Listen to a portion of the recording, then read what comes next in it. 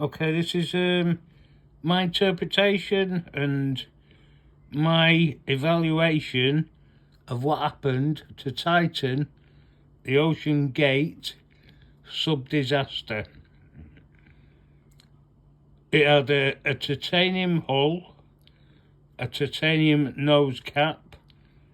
It had, which you can see there, it was actually an acrylic nose cone that was 7 inches thick.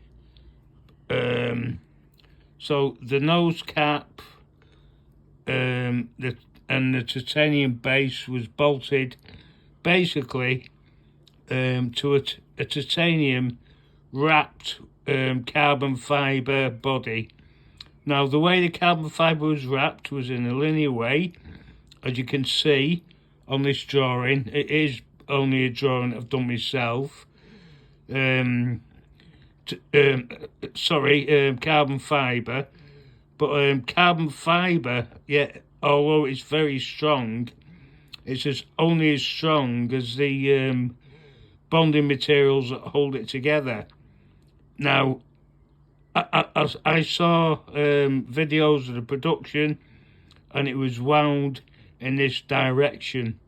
That is not a way to make a pressure vessel.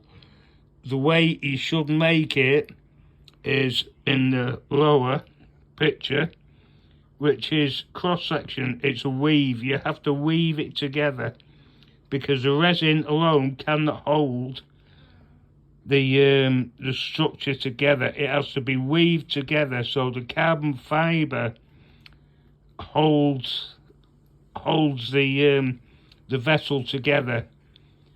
And clearly this was not done. If you look at videos of how this submarine was built, well, it's not a submarine, it's a submersible vehicle, it was wound linear, which meant that it was relying on the resins that hold it together. It could be compressed, and it could be compressed that way, or it also could have had a catastrophic failure from the nose cone, because that was only designed for 4,000 feet. It was never tested beyond that. But I believe that the way this, although it was 7 inches thick around titanium, and only a thin titanium tube, that was just what they used to wind it round. That is not going to hold any pressure strength. To weave it properly, carbon fibre should be wound in that way, and that way it will hold its strength. But even so, it will only do so many cycles. And as 34 years as an aeronautical engineer, the 777, no, it's not 777, it's a 787 Dreamliner on the Airbus A380, the A350, a carbon fibre aircraft.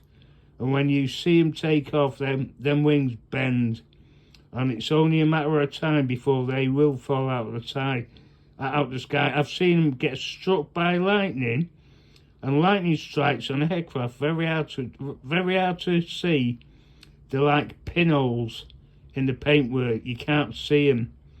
But the thing is, with carbon fibre, it can suffer with osmosis, because although it's lighter than aluminium, it has to be a lot thicker, and it can ingress water.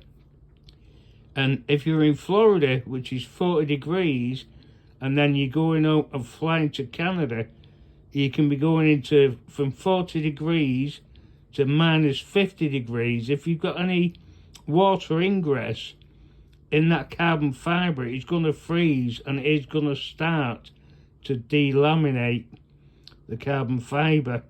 And this is always a problem I've had in aviation. And I think it's only a matter of time before these aeroplanes are going to start falling out of the sky. But going back to the submarine, it was built. It would have been perfect, and it has been down to them depths 3 times before. It was built that way, but if there's around the carbon fibre that way, it would have withstood the pressure. Now this is just a drawing I've made myself with a biro and a fag packet, but yeah, that's just my opinion. But with 34 years of engineering background, I think it's an opinion that needs to be listened to, because this is a submarine, but they're building aeroplanes out of this stuff. And when I left the aircraft industry 5 years ago, I said I don't want to be part of it. I have seen carbon fibre parts in Boeing 757s. They used to use aluminium structures in the freight bays, and they replaced them with carbon fibre. And when we took the gill liners off, the carbon fibre parts literally have turned to dust. They've turned to dust. So it does not withhold for long time or long service. So that's my video. Yeah, that's the way the submarine was built. That's how it should have been built. Yeah, carbon fibre is fantastic, but it does suffer from osmosis. But you can't wind it like that, because you're relying on the resin that holds it together. You have got to build it into a blanket like that. Anyway, that's my video. Thank you very much for watching. Leave a comment. Thank you very much. Bye.